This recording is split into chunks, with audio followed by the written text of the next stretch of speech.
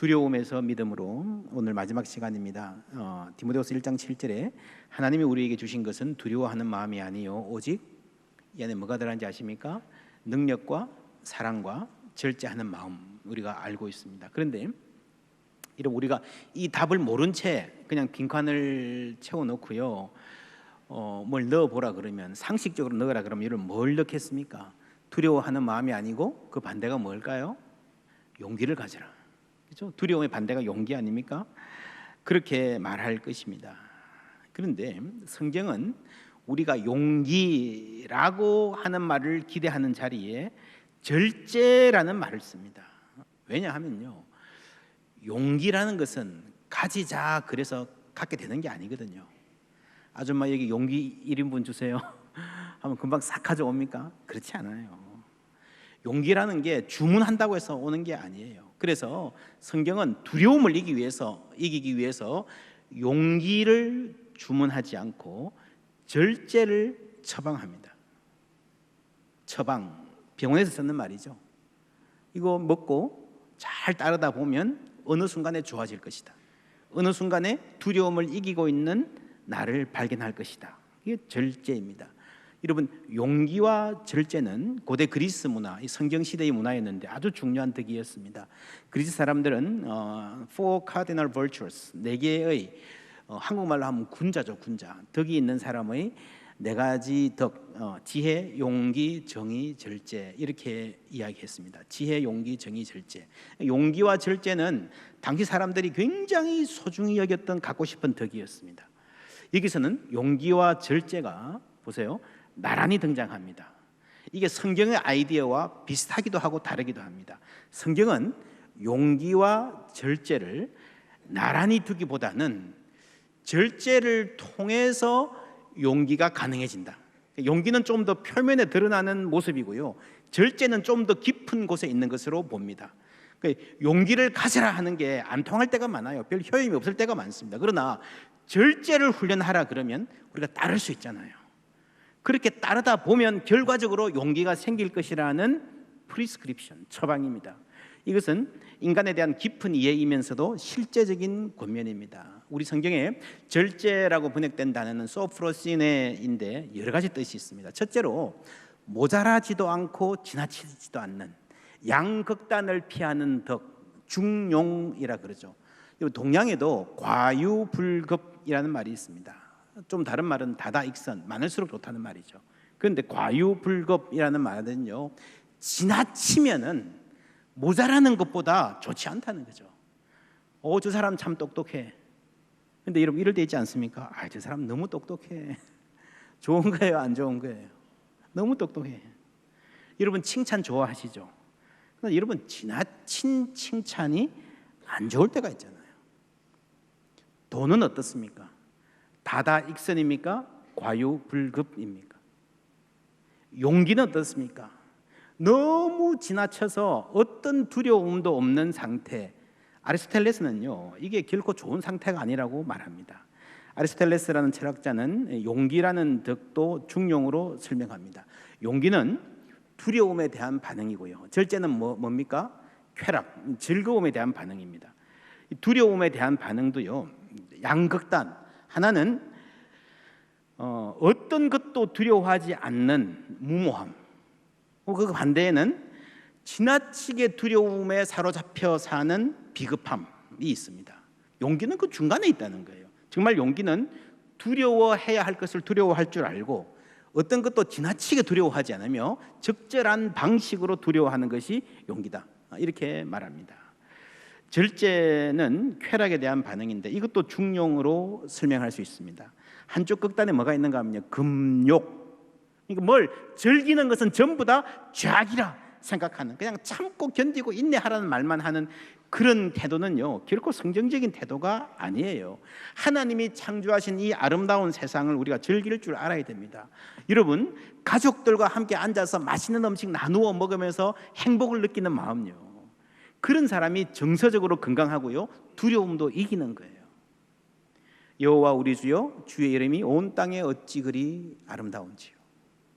하늘의 달과 별을 보고 가을의 단풍을 보고 흘러가는 시냇물과 바다를 보고요, 이 자신의 아름다움을 느낄 줄 아는 감각, 그 감수성이 살아있는 사람, 문화와 예술, 좋은 음악을 즐길 줄 알고요, 삶의 아름다움을 향유할 줄 아는 균형 잡힌 인격이 신앙의 열매입니다.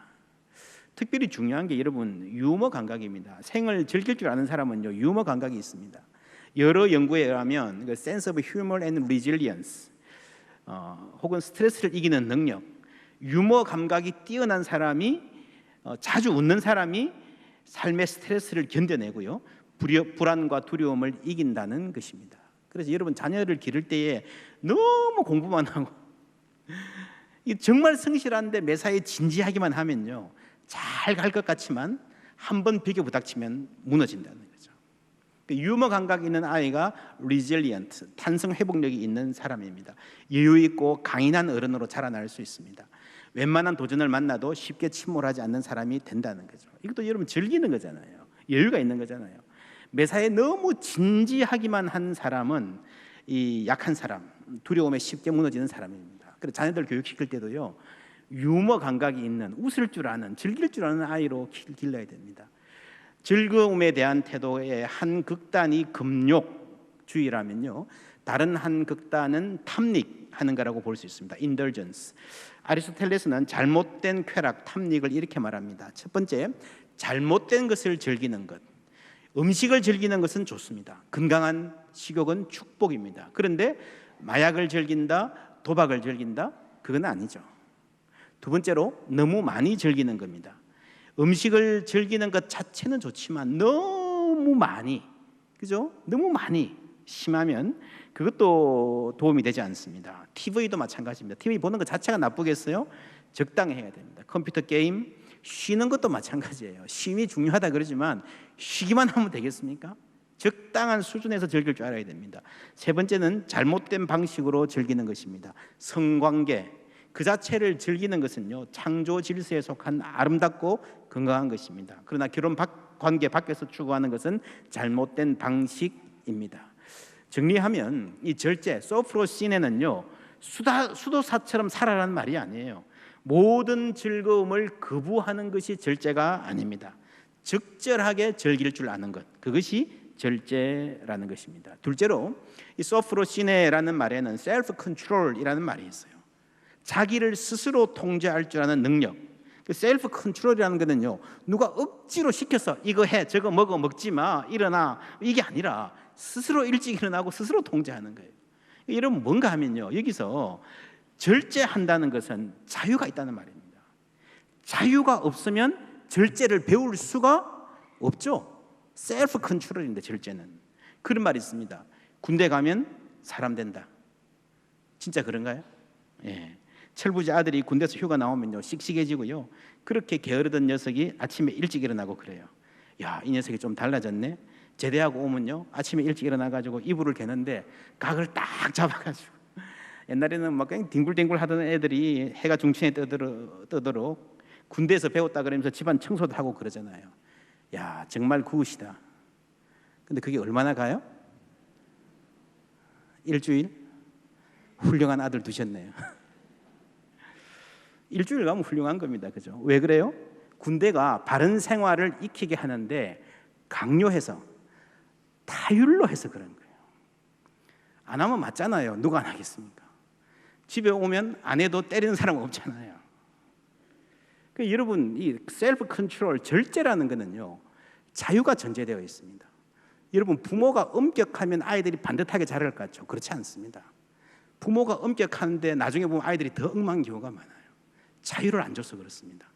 아이들이 잘하면 잘할수록 거기에 맞춰서 자유를 주어서 스스로 절제하게 키워야 아이들이 반듯하게 큽니다. 한 번도 자유를 맛보지 않고 늘 아버지 눈치 보고 엄마 짜증 들어가면서 한 사람들은요 절제를 배울 수가 없습니다. 오늘 읽은 말씀 고린도전서 9장 말씀에 절제한다는 말이 나왔는데 성경 한번 펴보십시오. 갖고 계시면 때로 성경을 직접 확인해 보는 게 도움이 됩니다. 9장 1절 맨 첫 마디가 뭡니까? 내가 자유인이 아니냐. 여러분 원어로 읽으면요 이 말이 굉장히 강력하게 들립니다. Am I not free? 내가 자유로운 사람이 아니냐라고 하는 이 말. 그래서 여러분, 이 고린도전서 9장 전체는 자유에 대한 말입니다. 하나님 우리에게 자유를 주셨는데 그 자유를 어떻게 사용하며 살아갈 것인가 하는 아주 진지한 고민입니다. 19절 말씀 다 같이 읽어볼까요? 내가 모든 사람에게서 자유로우나 스스로 모든 사람에게 종이 된 것은 더 많은 사람을 얻고자 함이라. 나에게 자유가 있다는 거죠.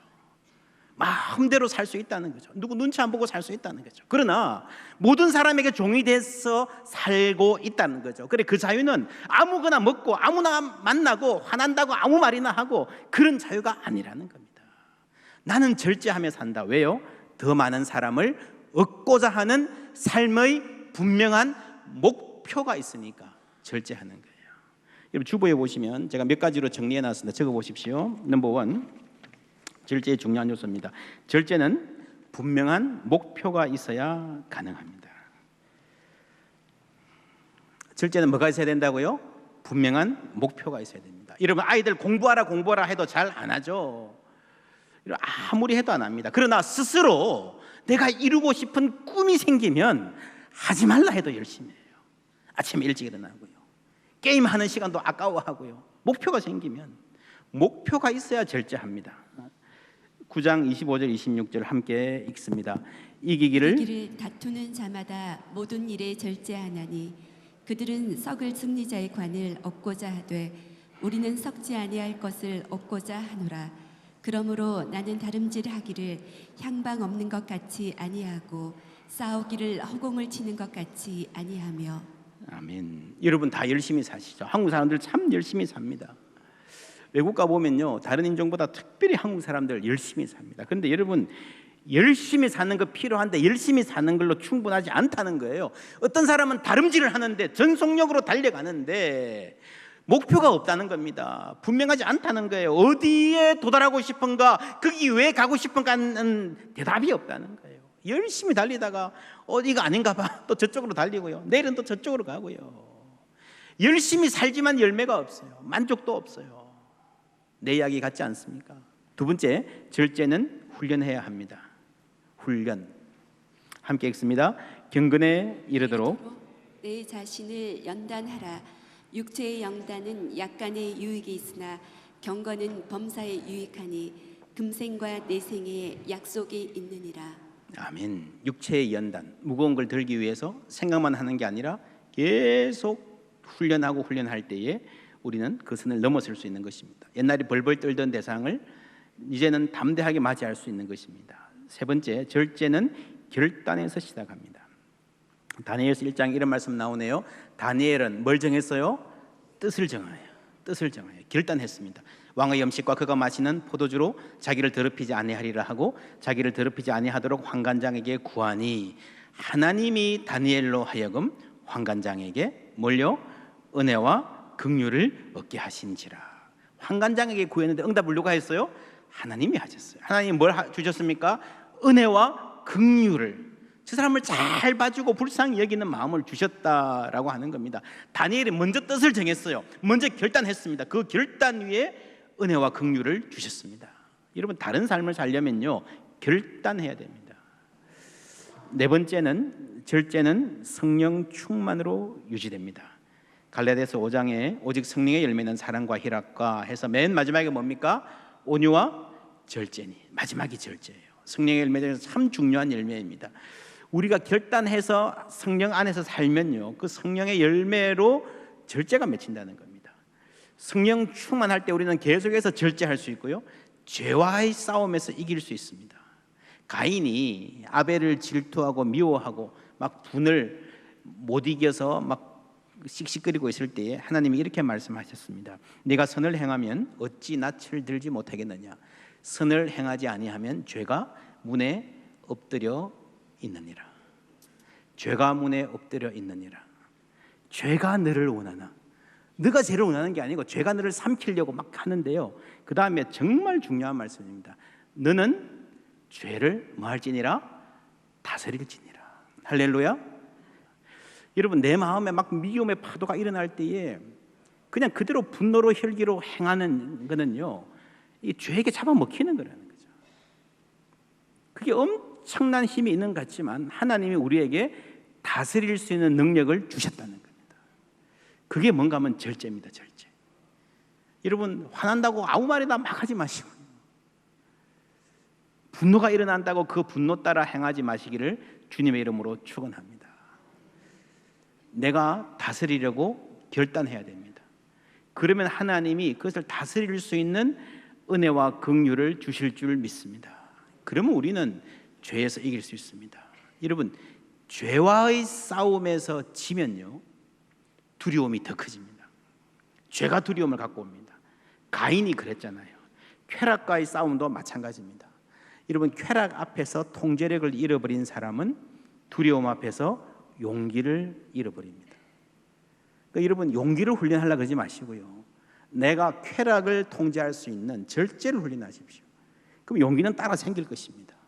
유혹에 쉽게 굴복하는 사람은 두려움에 더 쉽게 굴복하게 되어 있습니다. 요한일서 4장 18절 말씀 함께 읽습니다. 사랑 안에 두려움이 없고 온전한 사랑이 두려움을 내쫓나니 두려움에는 형벌이 있습니다. 두려워하는 자는 사랑 안에서 온전히 이루지 못하였느니라. 아멘. 예, 두려움을 이기는 사랑, 그 담대함이 어떻게 나타나는가 하면요, 이게 4장의 말씀인데 5장에 이렇게 나옵니다. 그를 향하여 우리의 가진 바 담대함이 이것이니 그의 뜻대로 무엇을 구하면 들으심이라.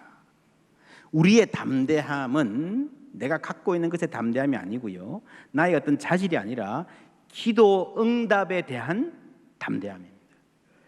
내 인생에 아무 문제가 없을 거야 라는 말이 아니라 어떤 문제가 있을 수 있지만 그래도 나는 그 문제를 들고 하나님께 나아갈 수 있다는 말입니다. 그것 좀 내가 감당할 수 있어 하는 식의 자신감이 아니라 나는 약하지만, 나는 연약하지만 나는 그 문제를 붙들고 기도할 수 있습니다 하는 확신인 줄 믿습니다. 근데 왜 그렇게 못해요? 두려움에는 형벌이 있습니다. 죄 때문입니다. 죄 때문에. 죄 때문에 하나님께 나가기가 힘들다는 거예요. 여러분, 나를 도와줄 하나님이 있는데 하나님께 나가기가 힘든 것만큼 비참한 게 어디 있습니까? 그게 아담과 하와의 비극이에요. 아이들도 그래요. 뭘 잘못해가지고, 조금 잘못해가지고 부모에게 감출 것이 있으면요, 부모에게 자꾸 숨기잖아요. 그러다 보면 문제가 커지는 겁니다. 어른들도 그래요. 그죠? 조그만 사기친 사람들 큰 사기 당해도 경찰에 신고 못 하잖아요. 내 죄 때문에 그런 거예요. 우리가 담대할 수 있는 것은요, 내게 아무런 죄도 없다, 나는 내 인생 부끄러움 한 점도 없이 살아왔다, 이런 말이 아니에요. 그럼 무슨 뜻입니까? 요한 1장에 이런 말이 나옵니다. 만일 우리가 우리 죄를 자백하면 그는 미쁘시고 의로우사 우리 죄를 사하시며 우리를 모든 불의에서 깨끗하게 하실 것이요. 우리가 죄를 짓지 않아서 담대한 것이 아니라 죄를 고백하기 때문에 담대한 것입니다. 우리가 죄를 고백해놓고요, 또 죄를 지을 수도 있지만 또 주님 앞에 나오면 됩니다. 그 죄 때문에 뭐가 문제가 복잡하게 얽힐 수 있고 어려움 당할 수 있지만 적어도 그 죄가 나와 하나님과의 관계를 끊지 못한다는 것이 믿는 이의 특권인 줄 믿습니다. 그리고 여러분, 성령 충만해야 절제를 유지할 수 있는데요, 성령 충만의 조건은 뭔가 하면요, 죄의 고백이에요. 죄의 고백. 죄를 자백하는 사람은, 기도하는 사람은 쉽게 죄를 짓지 않습니다. 할 수만 있으면 죄 짓지 않으려 노력할 것입니다. 그게 절제입니다. 그게 하나님과 나와의 관계가 살아있는 거예요.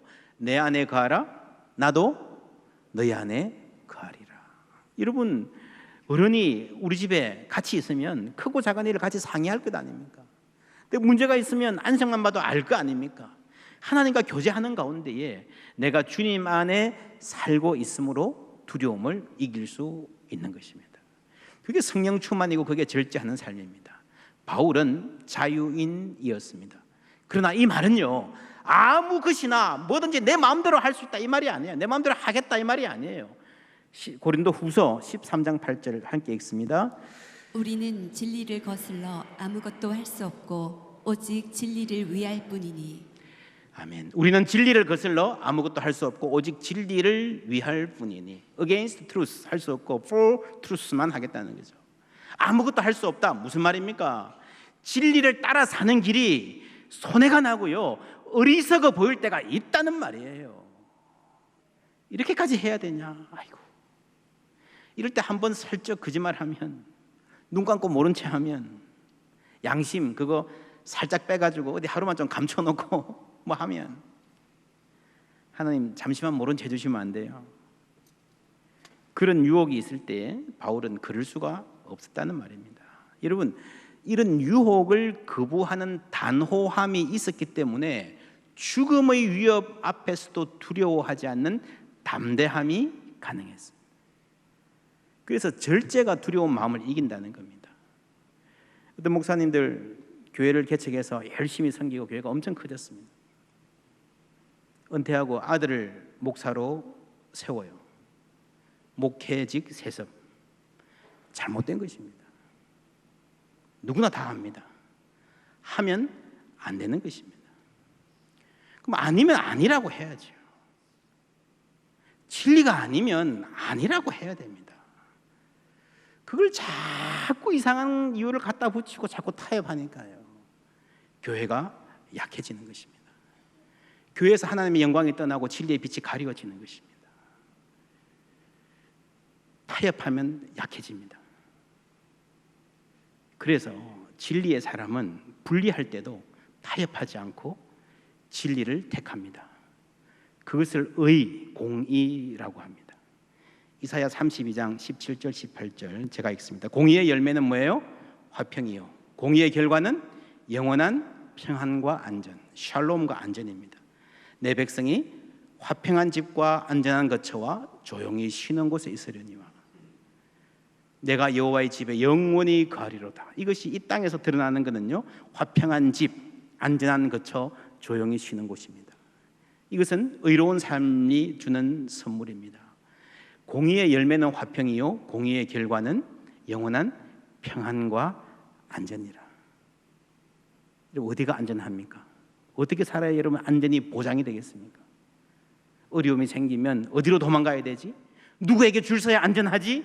약삭빠르게 머리 굴리는 사람이 결국에는 더 큰 낭패를 보는 건 여러분 잘 알지 않습니까? 우리가 두려움 때문에 악과 타협한다면요, 당장 그 두려움 피해갈 수 있을 것 같지만 여러분 더 큰 불안과 두려움에 시달리게 될 것입니다. 쉽게 타협하는 사람은 쉽게 무너집니다.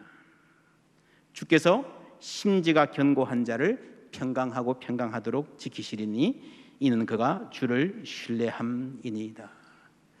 우리 삶의 원리가 되기를, 우리 확신이 되기를 주님의 이름으로 축원합니다. 심지가 견고한 자를 주님께서 평강하도록 지켜주신다고 했습니다. 종교개혁자 마틴 루터가 95개 반박문을 쓰고 가톨릭 교권에 도전했을 때에 지지하는 사람들도 많았고요, 엄청난 위협을 가하는 사람도 있었습니다. 문제는 위협하는 쪽에 권력이 있었다는 것입니다. 루터가 말했습니다. 나의 양심은 하나님 말씀에 사로잡혀 있습니다. 이것에 거슬러 행동하는 것은 지혜롭지도 않고 안전하지도 않다는 겁니다. 여러분 안전을 원하십니까? 하나님을 택하시기를 바랍니다.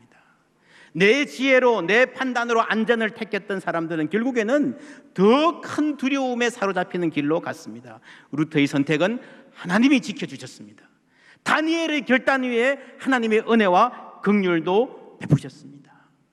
루터의 결단 위에 하나님의 은혜와 긍휼을 베푸셨고, 마찬가지로 우리가 하나님 뜻을 살기로 결단하면 주께서 은혜를 베푸실 줄 믿습니다. 성도 여러분, 우리의 삶에는 매일같이 두려움과 불안이 찾아옵니다. 내 힘으로 이길 수 없습니다. 그러나 주님 신뢰하고 의지하고 진리를 따라 살기로 결단한다면 주님께서 지켜주실 것입니다. 우리에게 성령 충만하게 하셔서 그 결단 따라 살 수 있도록, 두려움을 넘어서 믿음으로 살도록 해주실 하나님을 찬양합니다.